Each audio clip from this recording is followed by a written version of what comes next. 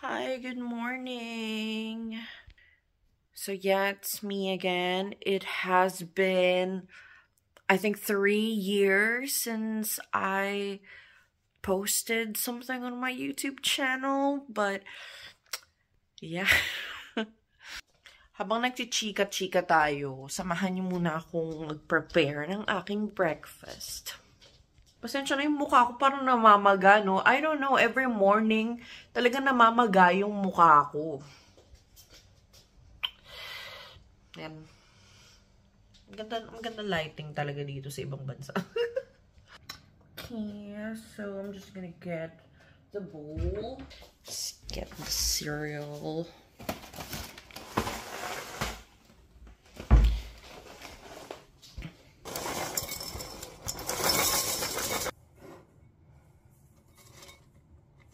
Ito sobrang liwanag today, so ayoko naman ng masyadong nasa mukha ko yung araw, kaya isasarado natin yung curtains. So, ayun na nga, kamusta naman kayo?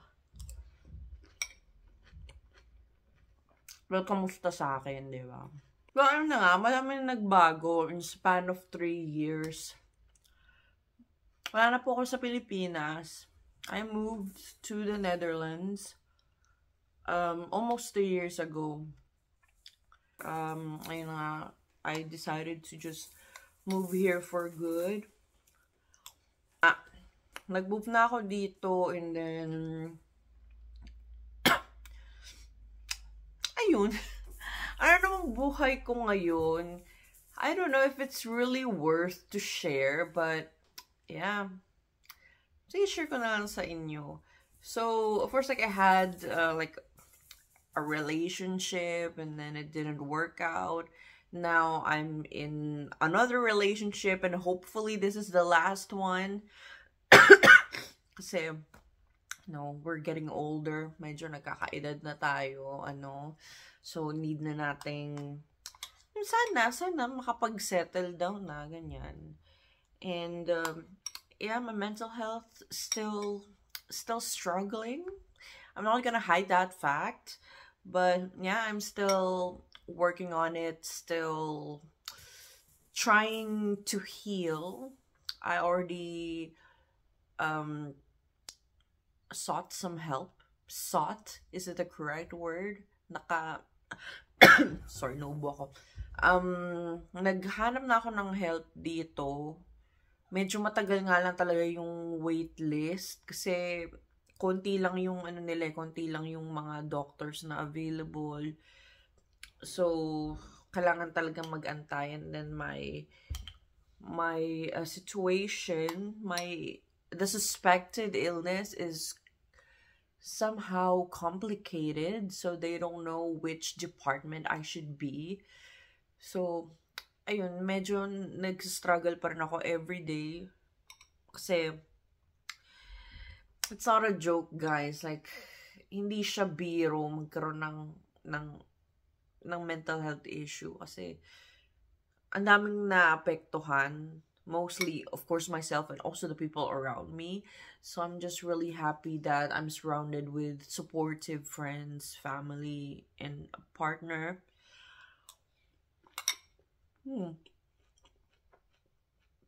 Right now, I'm not working. I'm unemployed. But the reason why is because I'm studying.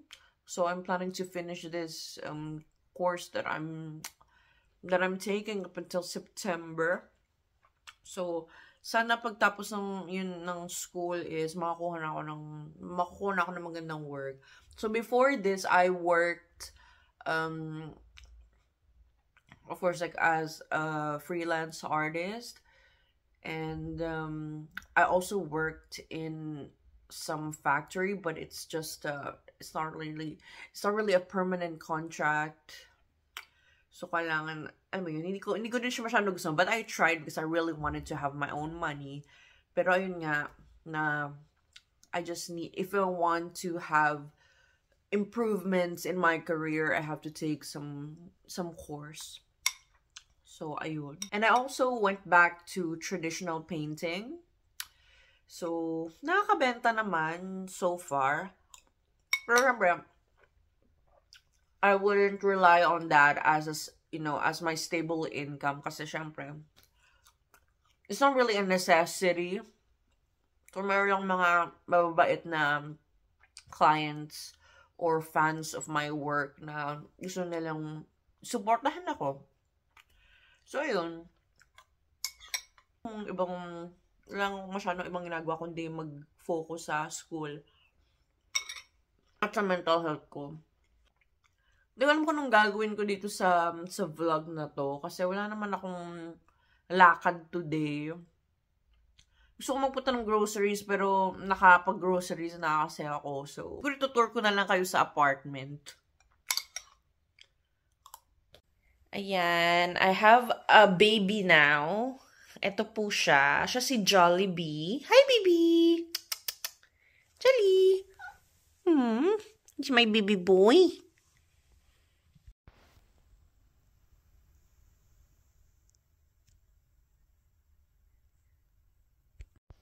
Okay, so I'm gonna tour you guys around the house. And this is gonna be the most realistic tour. Kasi I didn't clean. No, so this is the everyday natural state of our home. So please don't judge. We sometimes clean, but it's not every day that we're gonna clean. So let's go. So I'm standing here in front of the door. So this is the front door. And yeah, we live in on the 3rd floor of the building. So ayan, this is the hallway. And then if you go here, this is the kitchen. So I really love this kitchen because it's wide. And yan, hindi ko pa nalilinis yung stove. Huwag niyong tignan. And yeah, may mga dishes pa kasi dito. So kailangan ko pa siyang i-unpack. So kaya may mga dishes dito na madudumi na hindi ko pa nailalagay sa dishwasher kasi nga may laman pa. And ayan, ito yung view sa tapat.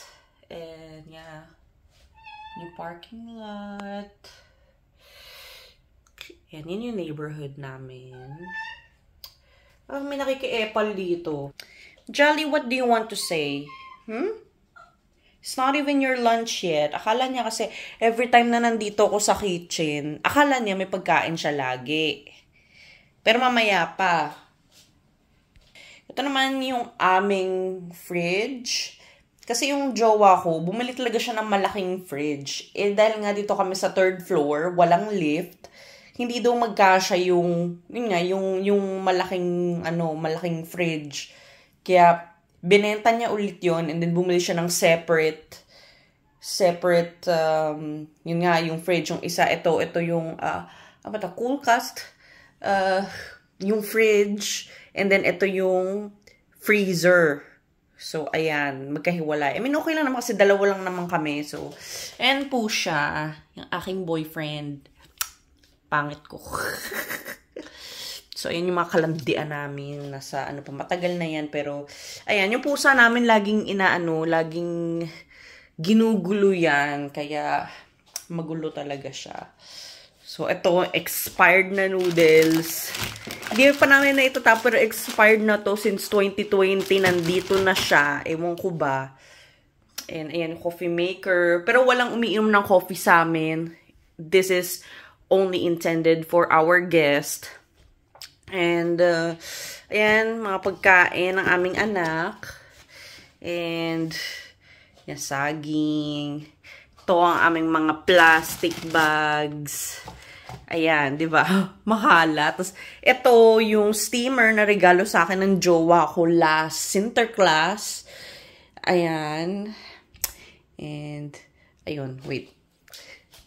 Yan naman ang aming spices rack or yan dito yung mga pasta, noodles, kung ano-anong mga spices.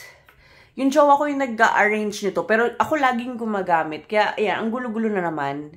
It is because of me. Kaya magulo. Pero yung jowa ko lagi nag-aayos niyan. Yan, mugs, teas, kung ano-ano. Yan. Yeah, wala. Yung mga plato na sa dishwasher pa. So, mamaya ako nagagawin yan. Nakakatamad. And then, ito naman ang aming living room and the dining area. So, of course, may mga nakatambak. Kasi dalawa lang naman kami. So, dito kami kumakain. And then, kapag may mga guests, din nililigpit namin yan. Kasi nagpunta kami sa market last 27 nung King's Day. So, ayan, kita nyo naman, sobrang Dutch, diba? Kasi King's Day last time. And then, nakita namin tong jeepney. This jeepney was just randomly there. And it costed 25 euros. Pero nakita namin sa eBay, mas mahal siya before. So, ito, yung 25 euros, mura na yan. And I think may kulang. There should be like a tire here. May gulong dapat dyan. Pero, ayun. Sabi ko kasi ang cute, diba? Meron tayong alaala ng Philippines. So, sabi ko sa jowa ko, kung gusto lang naman niyang bilhin, edi bilihin niya. So, binili niya pa din para sa akin daw. So, ayan. Baclaran, Quiapo. Kakatuwa, diba? Hanapan pa namin to ng special place kung saan siya pwede. TV, bookshelves. Ay! Naman. Kulit-kulit talaga na itong pusang to eh. Here's our bookshelf. And the TV. Yung jowa ko mahilig siya mag-collect ng mga bagay-bagay. So, he likes to read books. So, ayan. And this is the very first art that he bought from me. Binili niya sa akin to nung friends pa lang kami. Ayun. Nakakatuwa lang. Nandyan pa rin. Ayan. Some old VHS. Meron din siya niyan. He likes to watch movies. Kaya may mga little posters here and there. And some stuff about movies. And then, yung iba dito akin. Like this one, Edward Hopper, Beatles, Little Women. Yung iba dyan sa akin. And yung, of course, like most of the stuff is his. Ito din, yung jowa ko mahilig siya sa mga halaman. Pero yung pusa namin, since nung dumating siya, ayan, nabawas-bawasan na yung mga halaman dito. Kasi nga, ginugulo na itong isang to, itong makulit na to. There used to be like a plant here. But, kaya tinanggal na namin. Kasi nga, yun, sinisira nitong makulit na to. Pinalitan na lang namin siya ng cat tower. Doon yung mga laruan niya. Ayan, and then, of course, movie posters. Kasi nga, mahilig siya sa movies. And ako din naman mahilig sa movies, kaya nagkasundo kami. And some art there. Ito yung PC.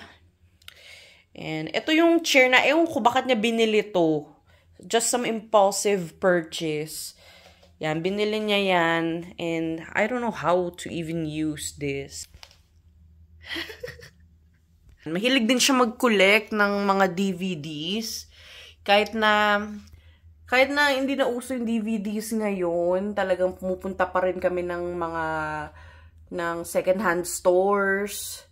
Yan, bumibili talaga siya. Gusto lang niyang mangolekta ng DVDs tsaka VHS. Yun lang. And, yan. Some stuff. Medyo maalikabok na naman. Believe me or not, pero nung nakaraan lang, naglinis kami dito. Siguro mga 5 days ago. Ayan na naman, ang alikabok. Now, let's go to here. Ito yung hallway sa bedroom, and then yun yung toilet and the bathroom. Ito yung mga sinampay namin na hindi pa natuyo na yan, but we still have to you know, make tiklop-tiklop. And this is the ironing board. And the electric fan, hindi pa namin ginagamit kasi hindi pa ganun kainit. Pero last time, kaya nilabas niya kasi I think nung mga nakaraang linggo, medyo mainit and I cannot sleep pag mainit. So, ayan. Ito na yung aming bedroom. Ayan, magulo kasi, syempre, kakagising ko lang. And ito yung mga damit na, yung mga hindi pa ganun kaduming damit, na, you know, it's not dirty enough for the bin, but not so clean to, you know, pwede pa naman siya suotin, pero hindi, nagamit na siya, but only one time, especially sa pants. And, ayan, may TV. And, ito yung mga plushies. Now, I know you're wondering why they're lined up like this. Kasi yung cat namin, si Jollibee, pumupunta siya dito, tumatalon siya, and then pumupunta siya sa likod ng TV, and pinapakailaman niya yung mga cords na yun, yung mga wires. Eh, syempre, delikado. Pero pag nakita niyang may mga naka-line up na yan, yung mga plushies, hindi siya, he doesn't dare to climb up here and make a mess. So, ayan. Yan na naman po siya. Aking makulit na anak. And, yan. Dito yung balcony. Hindi ko siya muna bubuksan kasi baka lumabas si Jolly. You know, baka biglang tumalon. So, ayan. May balcony. Minsan dito kami tumatambay ng friends ko para mag-yosi. But yeah, I kinda stopped, I still do, but I don't buy any, you know, hindi na ako bumibili ng mga isang pack ng sigarilyo. Kasi mahal, you know. And this is my pambahay look. This is how I look like every day at home. Big shirt, shorts. Ayan. Pambahay outfit check. Ayan, at home na at home. Lagi yan nakasunod sa akin eh. Gutom na naman yan. Gutom ka na naman. At ito naman ang aming toilet. Separated ang toilet sa bathroom. So, ayan. Medyo madumi. Pero hindi naman siya ganun kadumi, ha. Talagang ganyan lang yan. Kasi every 3 weeks kami naglilinis. So, ayan. Ang cute, diba? May string, oh.